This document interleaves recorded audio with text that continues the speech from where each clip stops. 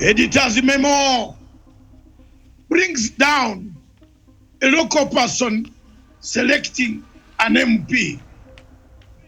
If the MP goes to Parliament, the first thing he does is to increase his salary, to create corruption, to get a tender, to buy helicopter, to bring Chinese to take commission in order to get this money of 4.4 billion, because he lost it, because he borrowed from friends, because he borrowed from outside countries, because he has got an outside country that has sponsored him.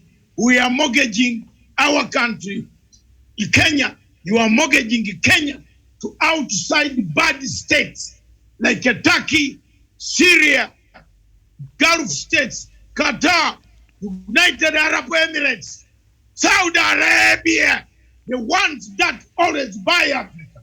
Shame on you. They will come with the money and buy a candidate. They will give the candidate 4.4 billion. We shall have a candidate who will take us to crocodiles. What about I've been collecting money from tenders corruptly? I've been dodging Mr. Kinoti. I've been dodging DPP. I have won a case against DPP because the court is corrupt. Because the judiciary has set me free. Chebukati has set me free. Chebukati has the audacity to come and tell people of Kenya that there is him who can change the law and say, I will refuse and get the women, which has no parliament, has not agreed on. Stupid. Are you hearing the word? Stupid. I have told the Kenyans without fear, I might go away today, tomorrow. Let me go my way. I've done my best. One day you will need me. But I want to tell you that, my dear brothers, Chebukati is digging you into a very dangerous hole.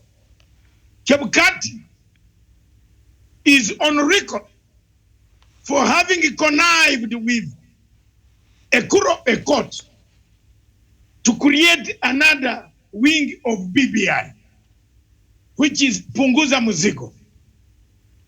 I have evidence, seriously, that incriminates one or two commissioners who were trying to sell signatures to one party in order to dismember BBI. A country without healing, a country without reconciliation, a country without strategy to fight corruption. All the ambassadors watching me, because I tagged all of them, don't allow the mess, and then we run up later to complain. Chebukati is crying for more money to print and elect more. The company is using is already the company that messed up the Uganda elections. How did the Chebukati come to arrive to the Ugandan election, where Ruto is a master of Ugandan politics more than the Ugandans themselves? Are you talking or are you hearing me? The same company that did the elections printed materials which were printed without Ugandan opposition knowing where it was coming from. It's the same company Mr. Chebukati wants. Why has Chebukati refused to advertise the post of the CEO? You want an election?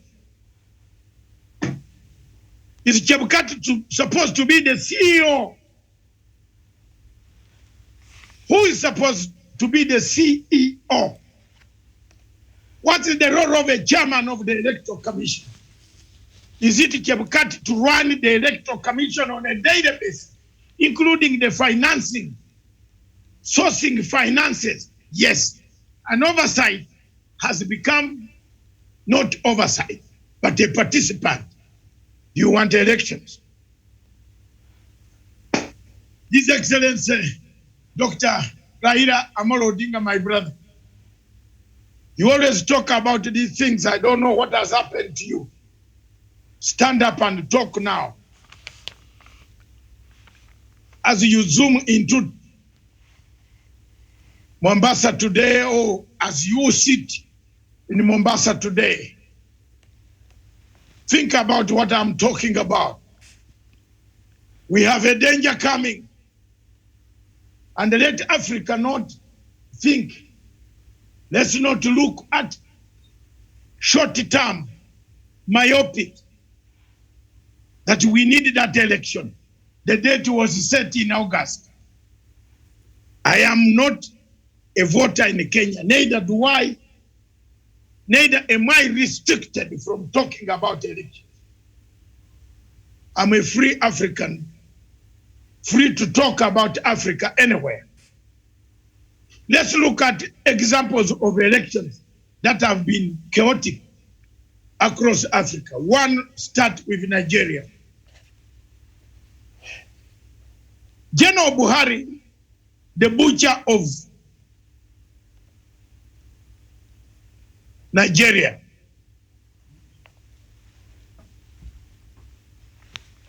two hours before the election were to be held, he directed the Electoral Commission of Nigeria to cancel elections completely in Nigeria.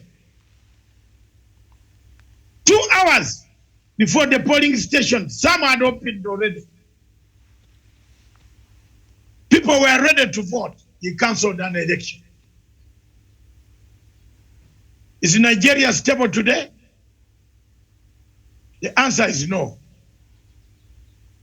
In Mali, because of a poorly instigated, poorly arranged, poorly managed, poorly supported logistical election, the military coup came, swept the civilian president who was in power, removed him, took over power because of elections, poor elections.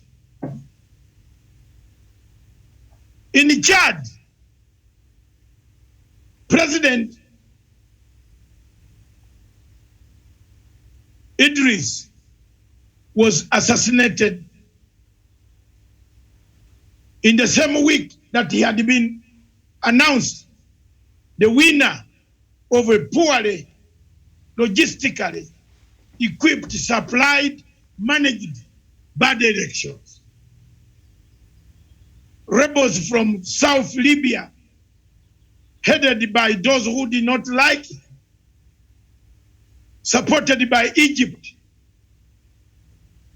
and General Khalifa Haftar, swept the desert of northern Chad, killed the president of Chad.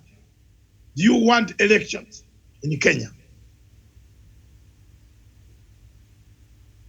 Tanzania, across down in Tanzania,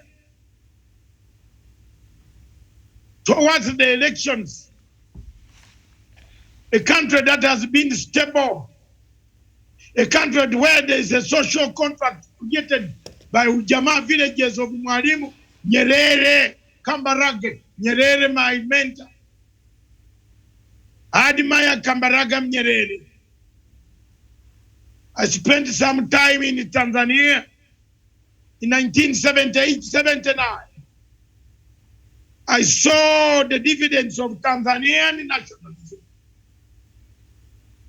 Tanzania, that was a stable hub for democracy in Africa, change of government, allowing political parties to enjoy freedom, became dictatorial towards the election, detaining political opponents, stopping them from elections, carrying out difficulties, making it difficult to campaign in an election in Africa.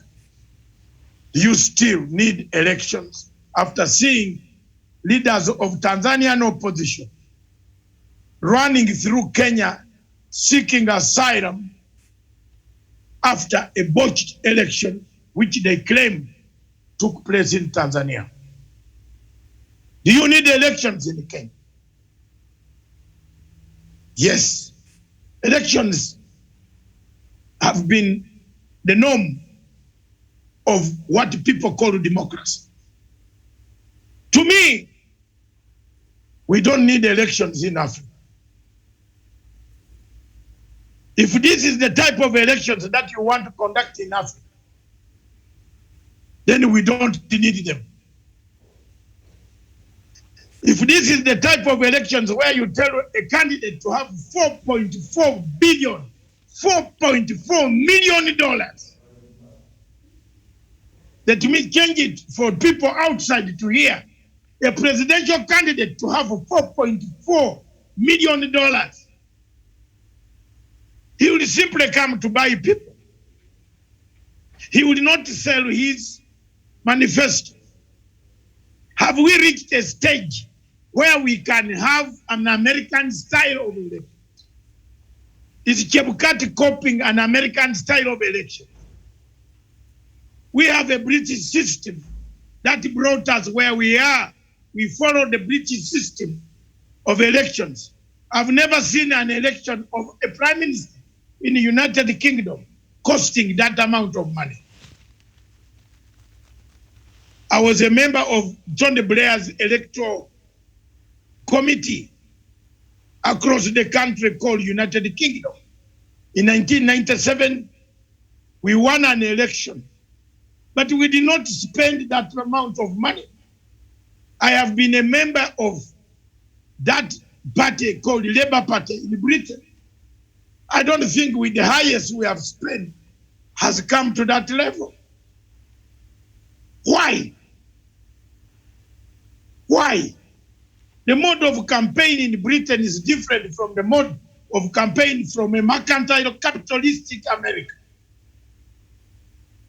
The mercantile capitalistic America is the more you have, the more you can speak, the more you can even advertise, the more you are creating corruption for agencies, newspapers, television stations, radio talk shows. That is not yet here. Medium, we have not yet reached a half.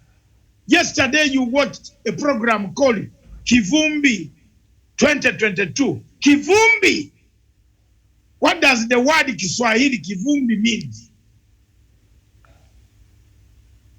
Can anybody in this panel tell me what Kivumbi means in Swahili? I will pause and hear from West. Tawish claims to be a Swahili organizer. He's good. Tawish, go ahead, Kivumbi. Yes, a Kivumbi could translate in what we call a showdown. Kivumbi means it is not, no, Wesonga, apana. Tawish, try the word Kivumbi. I think you will translate that to be a contest or a battle, really. A hotly contest. A contest or a battle. Kivumbi. What is it? What is the connotation of Kivumbi? Something that is hotly. Doctor, can I have a trial? Yes, go on. Kivumbi to me is a process where dust, everything will be settled. Don't go far. Don't go far. You got it. The rest of these guys said they know in Swahili. Kivumbi. The kivumbi is dust. You are raising dust. There is chaos. How do you allow a program of that nature to run into your election time by calling it kivumbi? Siasa inakuwa kivumbi in a society that is polarized, in a society where somebody is saying bottom up, bring the bottoms, open them up. Another one is saying trickle in the middle, send it down. So you are creating a kivumbi. Is this an election?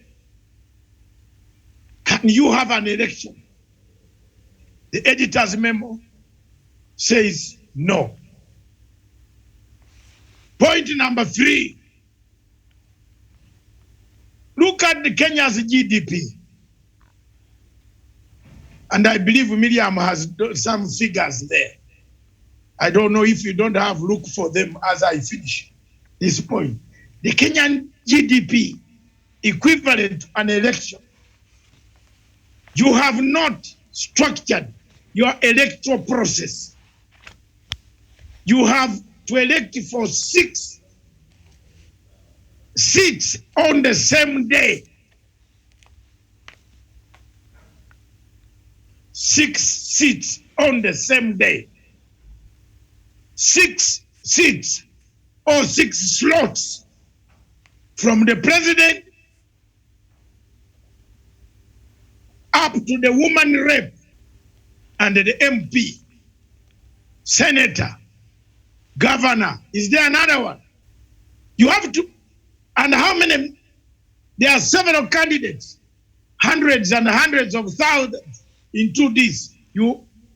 Have you done enough voter education to the people of Republic of Kenya? The editor's note says no. Have you got that? The GDP of Kenya, Miriam, give it to me. Compared to the money Mr. Chebukati is looking for. You are looking for more money than the GDP of the Republic of Kenya. Kenya's election is the most expensive election on the African continent. Why? You have special democracy. Are we not being Emperor Nero, who thought that Rome had no fire and called for fire, fire, fire? I will fire you. Everything you go to the Emperor Rome, Nero's palace, he said, fire, fire. Until fire came and they raised Rome. Shawisha, by now I think you have read about the Roman emperor called Nero.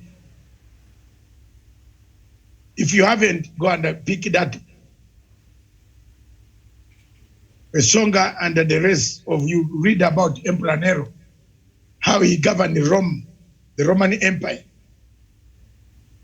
So we don't have enough resources to conduct a free, transparent, fair election. Our GDP does not allow to sustain the slots, woman rep, senator, two parliaments, one senator, one parliament, National Assembly. Do you have the money, surely? Some people have not even known the constituents that they are going to elect. What formula did Mr. Chebukati use to give a man in Turkana more money? Why is the man in Turkana getting more money than the person in Nairobi, which is densely populated? He's giving the money on the rush, on the brain that Turkana you have to travel more, but not knowing that in Nairobi you have more activities in a densely populated area. Am I wrong? No, am I wrong? You're right. Even if you have transport, you have more people. Have you seen? You have more people. Therefore, you have more work to do amongst the densely populated than more in a sparsely populated. Do we have enough technical, enough digital, enough ICT, enough coverage of what is it called? The one in the air of Safaricom. What is it called?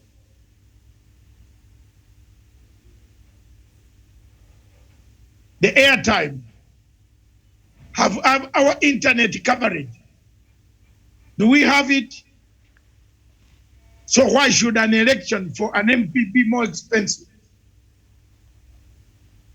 In some areas, you are bringing in class. You are bringing in confusion. Miriam, I believe one of the main points that I want to end up by saying, Kenya does not need to rush itself into an election, then create more confusion later on. It needs to sit down and see whether elections are viable or not viable. It is time to look at a way to allow a proper IEBC, to allow the other commissioners that are going to be appointed to be. That's one of the reasons you have to take 6 months to have an induction course on how IEBC runs. You need time for them to catch up with Chebukati, who knows who is already a thief, who knows who has not corrected even one mess of what we had before. We have the gender rule of women parity. You as the commission can't direct the parliament. There is no law. So we are going into a quagmire gray area that is going to create the final product of what will come out of Kenya's election. Will be more of this.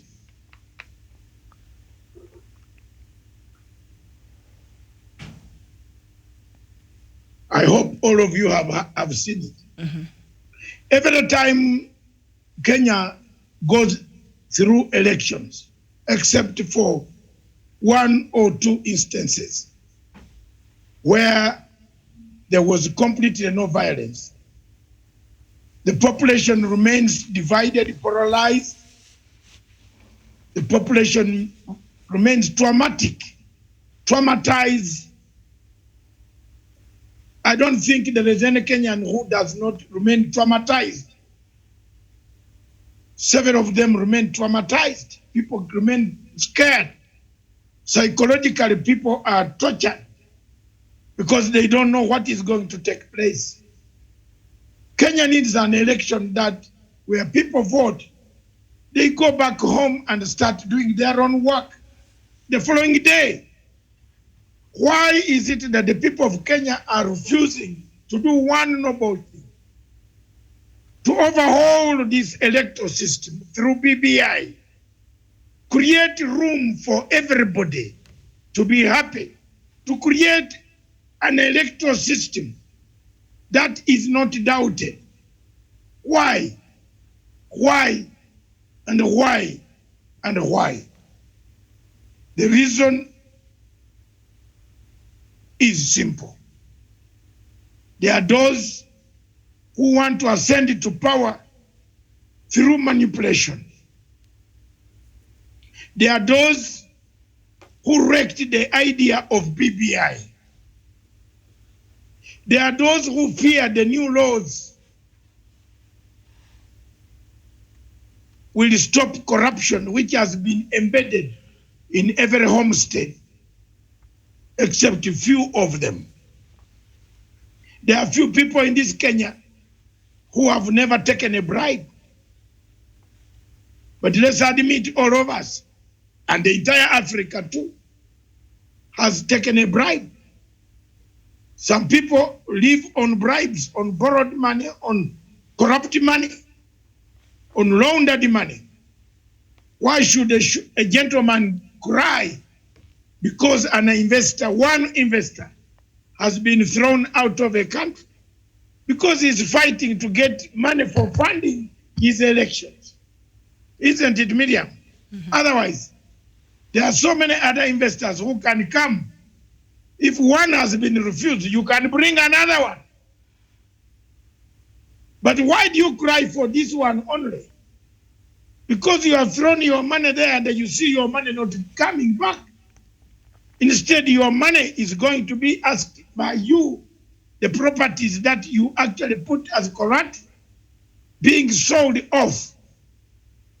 Miriam, that's why people, if you bring in the element of money in a already charged situation of Kenya, believe me or not, Tawish, and Miriam and the entire panel, we shall have chaos. Because it will no longer, according to this, let me be frank to you, it is not an election anymore. It's a market where we are buying mangoes. You come with 4.4 billion, you buy everybody in Kenya. They will vote for you. The capping is 4.4 billion. You can use it, and every place in Kenya will have your money, will have your t-shirt. You will win. You are now, the very fact that you have introduced money, Miriam, you have infringed on the hearts, the rights of people who don't have the money. What about those who don't have the money?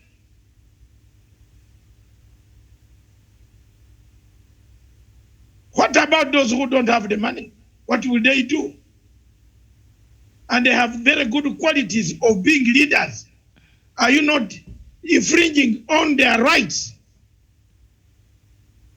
They don't have the money to campaign like you. A man like Karui, Dr. Karui might not have even the money to move from one station to the other. But he has got very good ideas. So how will Dr. Karui match 4.4 million even to match one campaign when he doesn't even have money to make posters? I'm not saying he's very poor. He might have arranged the money in this time. But at least the last I saw, he did not have money. At least I arranged to lend him some money. But he does have good ideas. I interviewed him 4 years ago. Exactly. Yeah, he has You remember? ideas. Dr. Karui has very good ideas, but he doesn't have the money to match Ruto's 4.4 or Raila's 4.4. So what are you going to do to him? So this confusion of money, of Chebukati bringing money, you are going to lock some people out. Dida, Hassan Dida, is it Hassan Dida? Mm-hmm. Mr. Dida, the teacher, has money, has not got the money. But he has very good ideas for Kenya. You listened to him in the other election. But he doesn't have that money. So if the capping is 4.4, they will want you as an as a candidate. Do you know they are going to say the candidate to stand for elections must bring 1 billion shillings to the Electoral Commission? Have you seen that?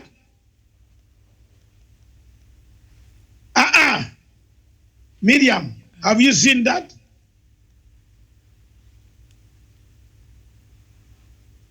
Do you know that for every MP, it could be about 500 million shillings for presidential candidates? If the capping is 4.4 billion, guess what will be what we call a deposit? You have to deposit some money with the Electoral Commission. Am I wrong? How many people will be able to deposit 500 million shillings? I'm imagining a scenario where Chebukati is simply telling us to leave Ruto to run for elections because he's the only one who can go across or in Sudan, in Khartoum, and borrow money from Khartoum, or borrow money from Turkey now, borrow money from Qatar. Where else is he? Zanzibar, he can borrow money. I don't want to speak of another country that whenever they see me on TV, they become itchy. I'm not going to speak about it. So I submit it's not proper to have elections. is not where the best way to have elections. As we stand now, Miriam, these elections in Kenya should be postponed. If I were in power, I would first of all do what is supposed to be done. That's it. Then put people on election. I don't support anybody, but I make sure that all the nitty-gritty things, you get my point, are in place. Then release them. Yes, you cannot leave a country which is going to go under ban tomorrow. Already Uhuru, already Ruto and Raila. If you put them and you allow the campaigns to go out now, they will go at each other's throat. I'm telling you, look at the words, Miriam, look at the words that Ruto was saying in Naivasha yesterday about Raila. Are those the words that you can allow an election to take place in this country, the way things are now? Or if you are the president of the Republic of Kenya, you must control so that the state does not fall into hands of wrong people. The words that Ruto used in Naivasha, talking to Raila's supporters who are going to go back to the villages, what message will they take back? Violence. They will say, aha, is this guy? Some of them are going to think, is this the type of election we are going in? There is one factor that we had forgotten. It could actually scare away voters. Do you know that that's a very big factor for 2022? Most voters will prefer to wait for these stones to arrive on their houses. They will not turn up. I'm telling you, some places people will not turn up to vote because they know already there's going to be war. So people will threaten, will barricade themselves in their homes. And this will cause a lot of voter apathy because they have not seen the 4.4 billion shillings that Mr. Chebukati is suggesting to that we have become a very civilized country that throws $4.4 million. Surely you, when you are borrowing every day, and you want to tell me an election in Kenya should cost 4.4 billion shillings? I don't understand the rationale. We'll borrow some more, Doc. And then Chebukati, as if that is not enough. If I think Chebukati, if he had got the brains, he should have said each presidential candidate deposits 4.4 billion. 4.4 billion, yes. So if there are 20, we collect 80 billion. That could run an election, isn't it? So that he doesn't come back to borrow money from the government, but he borrows money from the people who want this seat. That would be very logical. That one I can support. But we will lock out Kaluyu and Dida if that was the... No, but you would not now touch the taxpayers' money. The Kaluyus will be locked out and the Dida will be locked out because they don't have to raise that, they don't have the money, capacity to raise that money. So I am now giving you different scenarios that makes it impossible for an election to be held in Kenya. I submit.